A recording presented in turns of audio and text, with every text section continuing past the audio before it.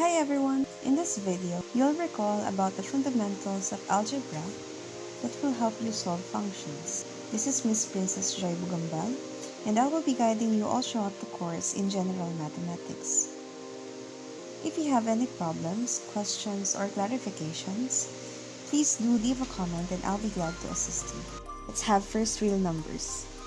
Natural numbers are also called as counting numbers, are numbers from 1, 2, 3, 4, and so on and so forth. You'll notice the 3 dots after number 4. Those 3 dots are what we call as ellipses that indicates that the pattern continues indefinitely.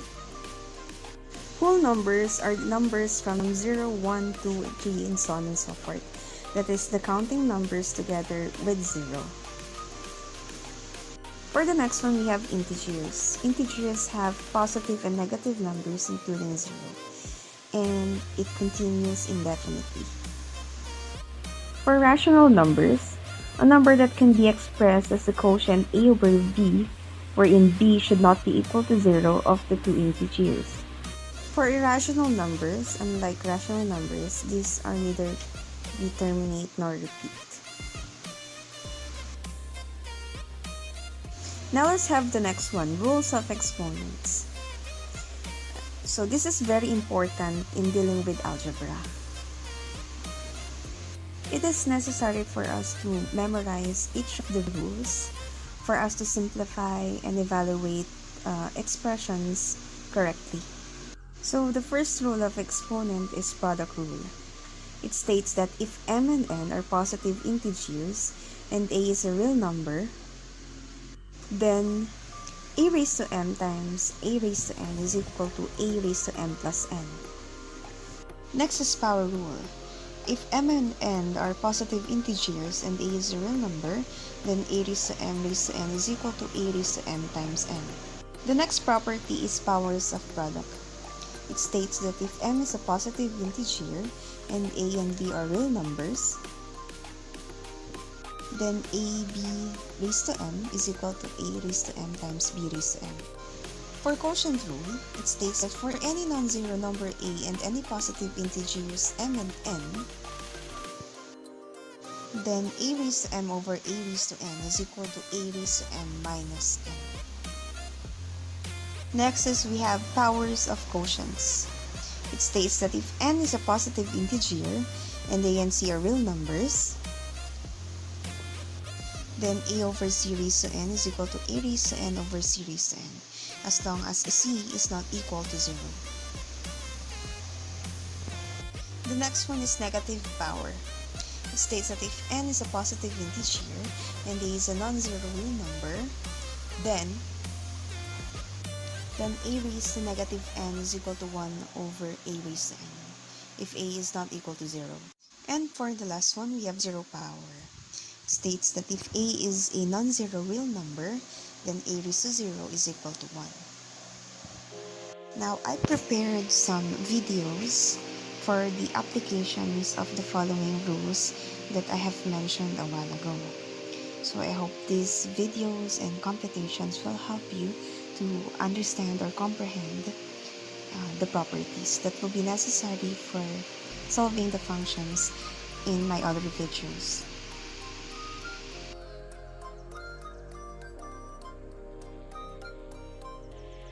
Okay, so for the first property, we have product rule. So it states there that we have a raised to n times a raised to n with the same integral coefficient. For the exponent, all you have to do is to add. So let's see an example. I prepared 3 examples for you. So let's have the first one. So we have 2 squared times 2 cubed. Again, if we have the same literal or numerical coefficient, all you have to do is copy that. And then for the exponent, you just have to add. So 2 plus 3 is 5, so we have 2 raised to 5. So again, this is not yet the final answer since you have to expand. Again, this is the same with 2 times 2 times 2 times 2. Don't be confused. 2 raised to 5 is not the same with 2 times 5. Okay, so 2 times 2 is 4, times 2 is 8, 8 times 2 is 16, 16 times 2 is 32. So the final answer is 32. Next, let's have the second one. So what if the given uses literal coefficient instead of using numerical coefficient, like for example number 1? Again, if they are the same, just have to copy the base, then for the exponent, just add. So we have a raised to 2 plus 4 is 6, and since the variable is a literal coefficient, then this is the final answer. Let's have the last one. So we have 4 a squared times 3 a raised to 4. So in this case, as you can see, we have numerical coefficients and we also have literal coefficients. So what should we do? So first is to multiply, of course, numerical coefficients. So we have 4 times 3, that is 12. Then for the literal coefficient, again, since they are the same, just copy. And for the exponent, you just have to add. So let's simplify. We have 12a raised to 2 plus 4 is 6. And this is the final answer. Okay, so for the next property, we have power rule. So in this case, if we have a raised to n, this will be equivalent or equal to a raised to n times n. So let's have examples for this property. Let's have the first one. We have 2 squared cubed. So this is the same with 2 raised to 2 times 3. So we have 2 raised to 2 times 3 is 6. So again, we have to expand this. We have 2. This is the same with 2 times 2 times 2 times 2 times 2 times 2. So let's evaluate. 2 times 2 is 4, times 2 is 8, 8 times 2 is 16, 16 times 2 is 32, 32 times 2 is 64, and 64 is the final answer. Let's have the second one. Let's try using literal coefficient. So for the power rule, we have x raised to 2 times 4. So multiply natin, 2 times 4 is 8, and this is the final answer. And for the last one, we have y cubed raised to 5. So this is equivalent to y cubed times 5. 3 times 5 is 15. So we have the final answer of y raised to 15. Okay, so for the quotient rule, we have a raised to n over a raised to n. And this is equivalent to a raised to n minus 10. So in this case, all you have to do for the exponent is to subtract. Let's have an example. So number 1, x raised to 12 over x raised to 10. Following the property, all you have to do is to subtract. So we have x raised to 12 minus 10. x raised to 12 minus 10, 12 minus 10 is 2. So the final answer is x squared. For number 2, as you can see, we have numerical and literal coefficient.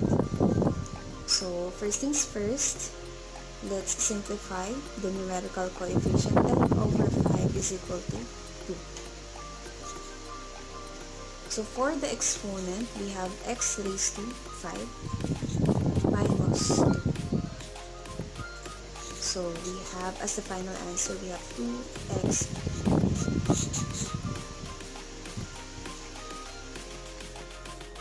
Have the power of quotient. So if we have a over c, and this is raised to 2, all you have to do for the exponent is to distribute again for each term. So this is equivalent to a squared all over c squared. So let's try to apply this property for example number 1 and number 2. Okay, so let's have x raised to 5 over y squared. So again, distribute. So we have x raised to 5 times 4 all over y squared times 8. So let's simplify. We have x raised to 20 all over y raised to 8. So since they have different coefficient, you don't need to cancel the exponent or to subtract the exponent. Therefore, this is the final answer. Let's try number 2. We have 2x raised to 4 over x squared. So again, distribute. So we have 2 raised to 4, x raised to 4 times 4 all over x squared times 4. So let's simplify. 2 raised to 4 is equal to 16. X raised to 4 times 4 is 16. All over x raised to 2 times 4 is 8. Now, in this case, as you can see, we have the same literal coefficient.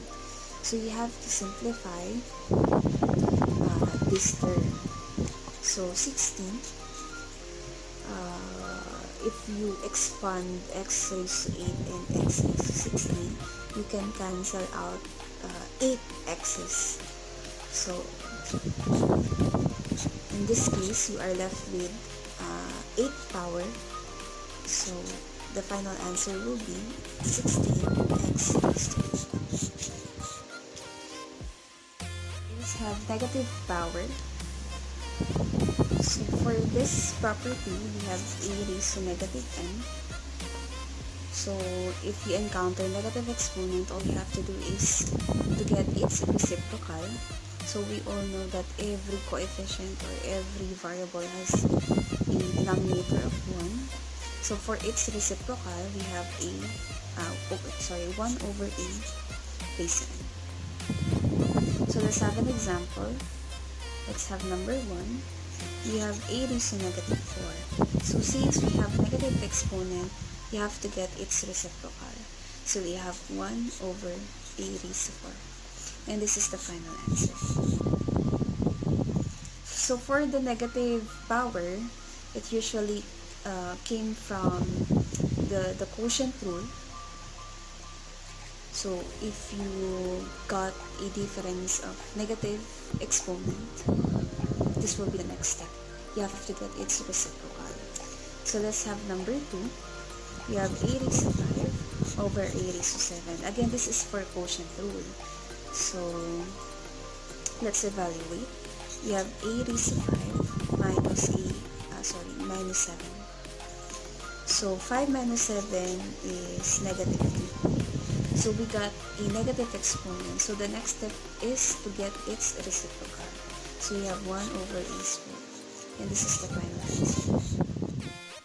For the last one, we have 0 exponent. For any real number raised to 0, the answer will be equal to 1. So let's say I have a raised to 0. This is equal to 1.